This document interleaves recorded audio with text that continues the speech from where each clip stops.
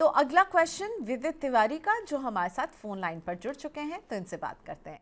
नमस्ते विदित जी, कहाँ से जुड़े हुए हैं, क्या करते हैं?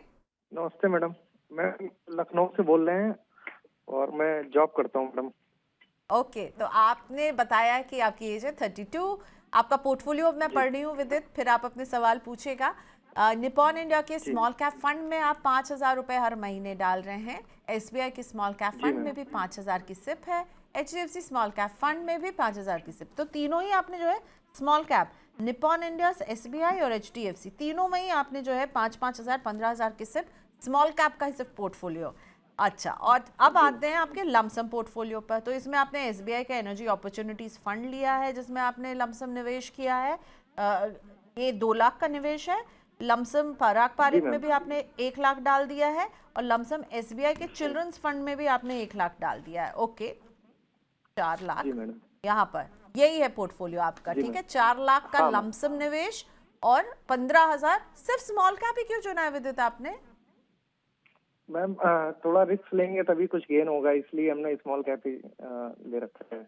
और और अभी कितना मेरे पास पुराना टाइम है निवेश है? लगभग मैम अभी लगभग 1 साल हुआ है। 1 साल हुआ, तो अभी पोर्टफोलियो में जी नेगेटिव रिटर्न दिख रहा होगा। हाँ मैम, अभी तो निगेटिव ही दिख रहा है। ओके, लेकिन आपने लिखा था कि जी मैम। आप इसको आने वाले 15 से 20 साल तक निवेश करेंगे, राइट? हाँ मैम, 20 साल तक के हमारा टारगेट है कि लगभग 2 करोड़ रुपए का एस्टिमेट है हमारा। तो हम्म। मैं ये जानना चाहता था कि ये मतलब हम चेज कर पाएंगे कि नहीं कर पाएंगे। और ये बताइए, तो ये जो पैसा, जो सिप वाला पैसा है या जो लमसम है, समय समय पर इसमें कुछ और एडिशन भी करते रहेंगे? नहीं मैम, अभी तो प्लान नहीं है, अभी तो फिलहाल इसी को एज एक रखना है, इसी को कंटिन्यू ओके, करेंगे मैम। ठीक है। और आपने क्योंकि एसबीआई चिल्ड्रंस फंड में पैसा डाला है 1 लाख का, तो बच्चे हैं आपके, जी मैम, उनके लिए अभी आप मेरी ये। एक बेटी है मैम, 6 महीने की है। छह अच्छा, महीने की बेटी है और 2 साल का बेटा है, तो उसके एजुकेशन के पर्पज से हमने इसमें जो है इन्वेस्टमेंट किया है। ओके, बहुत अच्छे। पता है विदित जी, बहुत अच्छी बात किया। बिटिया अभी सिर्फ 6 महीने की, बेटा भी आपने कहा 2 साल का है ना, तो वो बहुत यंग है जी अभी, और आप अभी से शुरू करेंगे ना, तो आपको बहुत लंबा टाइम पीरियड मिलेगा उनके लिए बचत करने का। तो ये तो बड़ा अच्छा काम कर रहे हैं। बहुत अग्रेसिव पोर्टफोलियो है जी आपका, ठीक है। तो वीरल के पास ये पोर्टफोलियो हमने पहले पहुंचा दिया था। वीरल, आप बताइए, विदित कुछ पूछना अगर आप चाहें वीरल से डायरेक्टली, या वीरल आपको कोई सवाल हो विदित से तो पूछ सकते हैं। और ओवर टू यू वीरल। डेफिनेटली प्रियंका, देखिए मैं मेरा सवाल तो इमीडिएटली यही आता है कि 3 स्मॉल कैप फंड्स आपने क्यों पोर्टफोलियो में लिए? देखिए, शायद से वो मार्केट को समझते हैं तो अच्छा है। क्योंकि जैसे उन्होंने भी कहा, आपने पूछा उनको कि नेगेटिव रिटर्न्स है, तो हाँ डेफिनेटली नेगेटिव रिटर्न्स है, क्योंकि कुछ 1 सवा 1.5 साल से तो मार्केट ने रिटर्न्स दिए ही नहीं है, स्पेशली स्मॉल कैप ने तो बहुत ही नेगेटिव रिटर्न्स दिए हैं। तो मुझे लगता है कि पोर्टफोलियो में बैलेंस नहीं है। तो बैलेंस का मतलब मेरा ये है कि आपके पोर्टफोलियो में भले आप 4 से 5 फंड आप रखो, राइट? तो 4 से 5 फंड होने के बाद आपके जो फंड की कैटेगरी है, वो भी डिफरेंट डिफरेंट होनी चाहिए। तो आप एक स्मॉल कैप रखो। मेरे हिसाब से आपके पोर्टफोलियो में आपको जो स्मॉल कैप रखना है, आई थिंक मुझे लगता है निप्पॉन का जो स्मॉल कैप फंड है, वो आपको कंटिन्यू रखना चाहिए, और बाकी जो स्मॉल कैप है, उसमें से निकल जाना चाहिए। उसके बदले आपको पराग परिक का जो फ्लेक्सी कैप फंड है, वो आप डेफिनेटली आपके पोर्टफोलियो में ऐड कर सकते हैं। उसके बाद आपके पास एक लार्ज एंड मिड कैप का फंड होना चाहिए, राइट? उसके बाद आपके पोर्टफोलियो में एक लार्ज कैप होना चाहिए। या तो आप इंडेक्स का फंड भी ले सकते हैं लार्ज कैप के पॉइंट ऑफ व्यू से, या आपके पोर्टफोलियो में एक लार्ज और मिड कैप फंड होना चाहिए। जिससे क्या होगा, एक फ्लेक्सी कैप फंड हो जाएगा, एक लार्ज कैप फंड हो जाएगा, या तो इंडेक्स फंड हो जाएगा, एक large and mid cap fund हो जाएगा, जिससे आपको मिड कैप का एक्सपोजर भी मिल जाएगा, और एक स्मॉल कैप आपके पोर्टफोलियो में रहेगा। तो ये पोर्टफोलियो में आपके फ्लेक्सी कैप की वजह से लार्ज, मिड, स्मॉल तीनों की कैटेगरी आ जाएगी। फिर एक stand alone large and mid के बाद मिड कैप का एक्सपोजर आ जाएगा। स्मॉल कैप ऑलरेडी आपने निवेश किया है, तो स्मॉल कैप आ जाएगा। अभी आपका पोर्टफोलियो में एनर्जी फंड है। अभी जैसे सेक्टोरियल फंड है, और ये भी ऐसा सेक्टोरियल फंड जो बहुत ही स्पेसिफिक है। तो हम जब पोर्टफोलियो बनाने को कहते हैं ना, तो पोर्टफोलियो बनाते वक्त एक थोड़ा सा टेक्निकल चीज है, पर तो भी मैं एक्सप्लेन करने की कोशिश करता हूं। हम एक कहते हैं कोर पोर्टफोलियो होना चाहिए और एक सैटेलाइट पोर्टफोलियो होना चाहिए। कोर पोर्टफोलियो यानी एक एकदम ऐसा कह सकते हैं कि उसमें ज्यादा आपको बदलाव नहीं करना है over the period of time. But satellite portfolio में ऐसा आप सोच सकते हैं कि भाई बहुत ही साइक्लिकल होता है, बहुत ही जल्दी से रिटर्न्स नहीं देता है और ज्यादा रिस्क भी लेता है। तो ये जो एनर्जी फंड है वो आपका साइक्लिकल वाला फंड है, राइट? तो डेफिनेटली उसको आप अभी बना के रखिए, आप उसको रिव्यू करते रहिए, क्योंकि सैटेलाइट बहुत ही रिस्क वाले भी होते हैं, रिटर्न्स भी ज्यादा दे सकते हैं और बहुत ही साइक्लिकल होते हैं। कई बार ऐसा भी हो सकता है कि आपको रिटर्न्स ना भी मिले।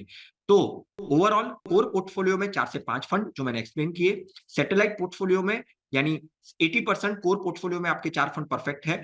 एक फंड एनर्जी फंड है, वो सैटेलाइट पोर्टफोलियो है और हाई रिस्क हाई रिटर्न वाला फंड है। बात रही गोल की, गोल के पॉइंट ऑफ व्यू से आप निश्चिंत रहिए, आप 2 करोड़ का टारगेट आसानी से हासिल कर पाएंगे आपके टाइम टेन्योर के पॉइंट ऑफ व्यू से, बट पोर्टफोलियो में चेंज करने की जरूरत है। ओके, चलिए, सो गोल पहुंच रहे हैं, लेकिन सिर्फ और सिर्फ स्मॉल कैप से बात नहीं बनेगी विदित जी। आपको एक फ्लेक्सी कैप, और देखिए फ्लेक्सी कैप 3 काम कर रहा होगा, लार्ज मिड स्मॉल तीनों में आपको एक्सपोजर दे रहा होगा। एक लार्ज इन मिड कैप और एक ही स्मॉल कैप से जो है गाड़ी आगे बढ़ाइए, आपको 3 स्मॉल कैप की जरूरत नहीं है। ऑलराइट, चलिए अगला देखिए क्वेश्चन। प्रियंका, सॉरी एक हाँ, चीज, सॉरी प्रियंका, एक थोड़ा सा ऐड करना चाहूंगा। बिल्कुल देखिए बिल्कुल। लोग गलतियां करते भी क्यों है ना, ये मान के चलिए ये 2023-24 में उन्होंने ये पोर्टफोलियो बनाया रहेगा, तो सोचा रहेगा कि स्मॉल कैप एक ऐसा कैटेगरी है जो सबसे ज्यादा रिटर्न्स देता है, तो वो पोर्टफोलियो में 2 से 3 या 4 फंड ऐड कर देते हैं। बिल्कुल। बट उनका टेस्ट अभी ऐसे वाले मार्केट में ही होता है जब स्मॉल कैप तो नेगेटिव है, बट साथ साथ में लार्ज कैप बहुत ही कम गिरा है। तो पोर्टफोलियो में जो ओवरऑल बैलेंस आना चाहिए ना, वो आपके डिफरेंट डिफरेंट फंड बैलेंस ला सकते हैं। ओके, सो वो बैलेंस आउट करने के लिए राशनाथ भी बता दिया है कि क्यों कह रहे हैं वीरल कि आपको 3 स्मॉल कैप की ज़रूरत नहीं है। मार्केट वॉलेटिलिटी जब खिंचती है लंबी, जो हम देख ही रहे हैं 2025 से लेकर अभी तक, तो ऐसे में ना ये आपके पोर्टफोलियो को बहुत ड्रैग करेंगे, उनकी आगे बढ़ने की स्पीड को कम कर देंगे। और ट्रू, लार्ज राइट, कैप जो है वो एक अच्छा आपको डाइवर्सिफिकेशन पोर्टफोलियो में दे रहे होंगे, और ऐसा नहीं कि मिड कैप और स्मॉल कैप को बाय बाय आप करें, फ्लेक्सी कैप में वो भी एब्सोल्युटली। एक्सपोजर मिलेगा। ओके, बेस्ट ऑफ लक विदित जी, आई होप आप बिल्कुल आगे बढ़ें और ये चेंजेस कर लीजिए। बहुत अग्रेसिव है पोर्टफोलियो, इतना अग्रेसिव पोर्टफोलियो बनाने की ज़रूरत नहीं है। अब हम लेते हैं मांझी जी का क्वेश्चन, और मांझी जी के क्वेश्चन में हमें दिख रहा है कि ये निवेश कर रहे हैं एसबीआई एनर्जी अपॉर्चुनिटी फंड में 2500 की SIP, Jio BlackRock flexi cap fund. यहाँ पर इन्होंने जो है 2000 रुपये पहले डाले और फिर 2000 रुपये बाद में भी इन्होंने जो है थोड़े समय के बाद जो है किया है।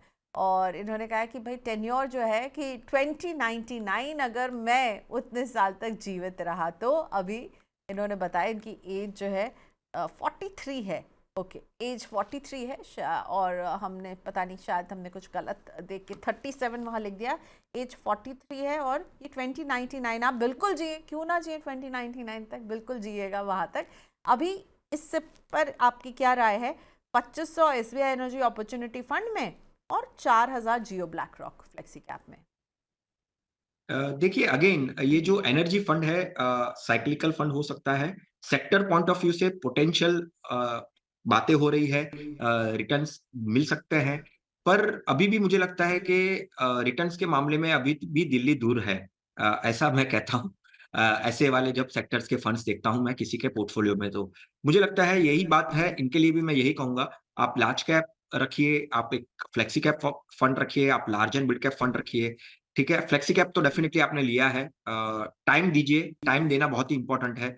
आप एज के पॉइंट ऑफ व्यू से 2099 तक आप सोच रहे हैं, तो सिमिलरली आप पोर्टफोलियो को भी उतना टाइम दे, जिससे क्या होगा कि अच्छी खासी वेल्थ क्रिएशन हो सकती है।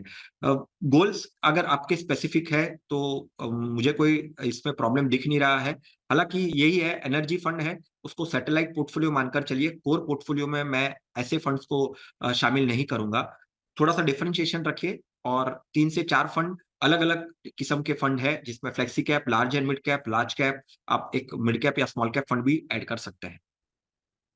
ठीक है, अगला क्वेश्चन हम कार्तिक चंद्र जी का लेकर आ रहे हैं, वेस्ट बंगाल से हैं कार्तिक, और 7000 की सिप कर रहे हैं।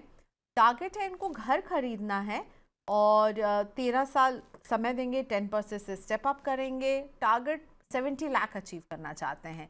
मोतीलाल ओसवाल का लार्ज एंड मिड कैप 1000 की सिप, इन्वेस्को इंडिया का मिड कैप 1000 की सिप, एचडीएफसी का फ्लेक्सी कैप 1500 की सिप यहाँ, निपॉन इंडिया के मल्टी कैप में 1500, बंधन के स्मॉल कैप में 1000, एचएसबीसी के वैल्यू फंड में 1000, आईसीसीआई के मल्टी एसेट फंड में 27,790 रुपए का लमसम। क्या ये ठीक है, कुछ चेंज करना चाहिए? इन्वेस्को इंडिया मिड कैप क्या सही फिट है इनके पोर्टफोलियो में? आईसीसीआई मल्टी एसेट फंड जो है वो आपको कैसा लग रहा है? उसमें अभी कर नहीं रहे हैं, शायद आईसीसीआई में वो करना चाहते हैं। मैं एक सेकेंड, हाँ कर रहे हैं, लमसम किया है। क्या वो सही चॉइस है? और 70 लाख इन 13 ईयर्स, स्टेप अप बाय 10%, 2 साल पहले निवेश शुरू किया है। क्या बताना चाहेंगे आप कार्तिक उनके पोर्टफोलियो के बारे में? देखिए मुझे लगता है कि मल्टी एसेट जो फंड उन्होंने लमसम किया है उसमें उनको एसआईपी करनी चाहिए। और आई थिंक इन्वेस्को के लार्ज एंड मिड कैप में वो निवेश कर रहे हैं, तो लार्ज एंड मिड कैप दो फंड्स है, राइट प्रियंका? यस, नहीं मतलब मोतीलाल ओसवाल का लार्ज एंड मिड कैप है, इन्वेस्को का मिड कैप है। ओके, तो मैं large and mid Invesco cap का जो एक ही मिड है। कैप फंड है, sorry, large and mid cap एक ही है, मोतीलाल ओसवाल। हाँ, ओके।